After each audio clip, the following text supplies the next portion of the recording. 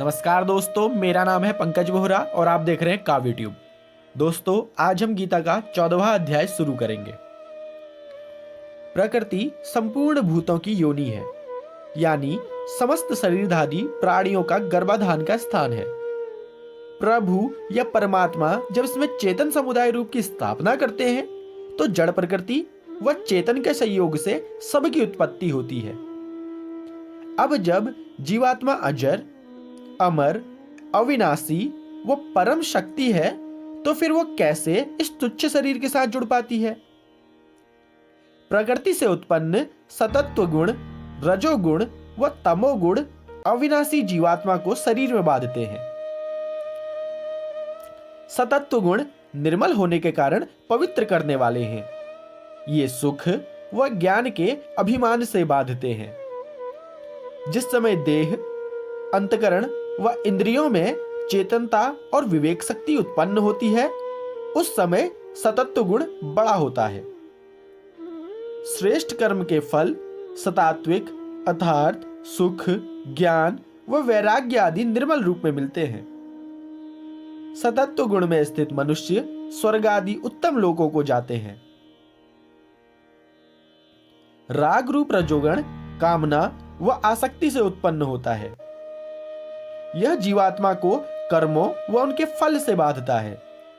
लोभ प्रवृत्ति, स्वार्थ बुद्धि, कर्मों का सकाम भाव, अशांति व विषय भोगों का बढ़ना इसकी पहचान है। रजोगुण में स्थित मनुष्य कर्मों की आसक्ति वाले मनुष्यों में उत्पन्न होता है और मनुष्य लोक में ही रहता है। राजस कर्म का फल दुख होता है। रजोगुण से निसंदेह लोभ उत्पन्न होते हैं।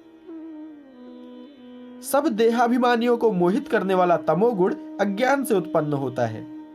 यह जीवात्मा को प्रमाद यानी इंद्रियों व अंतकरण की व्यर्थ चेष्टाओं से, आलस्य यानी कर्तव्य कर्म में अप्रवृत्ति रूप निरुद्धता से व निद्रा द्वारा बांधता है।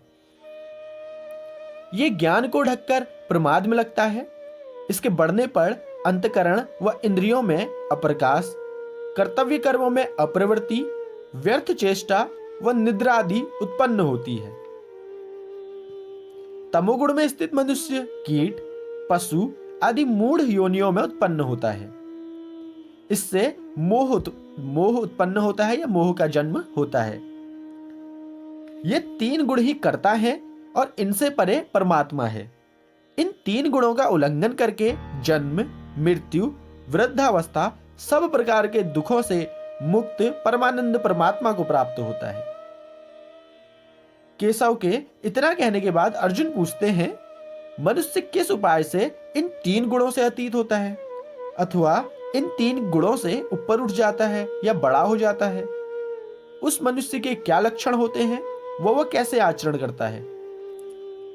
माधव बोले, जो सतत्व गुण के कार्य रूप अंतकरण व इंद्रिय आदि में आलस्य के अभाव से प्रकाश अथवा चेतनता को, रजोगुण के कार्य रूप प्रवृत्ति को और निद्रा व आलस्य की बहुलता से अंतकरण व इंद्रियों में चेतन सही की लय यानी मोह को पाकर ने द्वेष करता है और निवृत्त होने पर उनकी आकांक्षा करता है। वह त्रिगुणमयी माया के प्रपंच रूप संसार से सर्वथा अतीत हो जाता है या ऊपर उठ जाता है।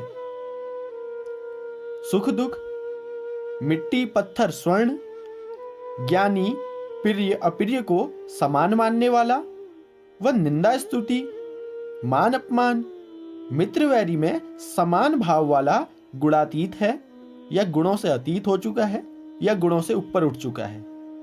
और यदि वह अव्याभिचारी भक्ति योग से गुणों को भली भांति लांघता है तो वह ब्रह्म को प्राप्त होने के योग्य बन जाता है। इस प्रकार हमारे 14वें अध्याय का समापन होता है। यदि आपको यह अध्याय पसंद आया तो वीडियो को लाइक कीजिए, शेयर कीजिए और सब्सक्राइब कीजिए। धन्यवाद दोस्तों।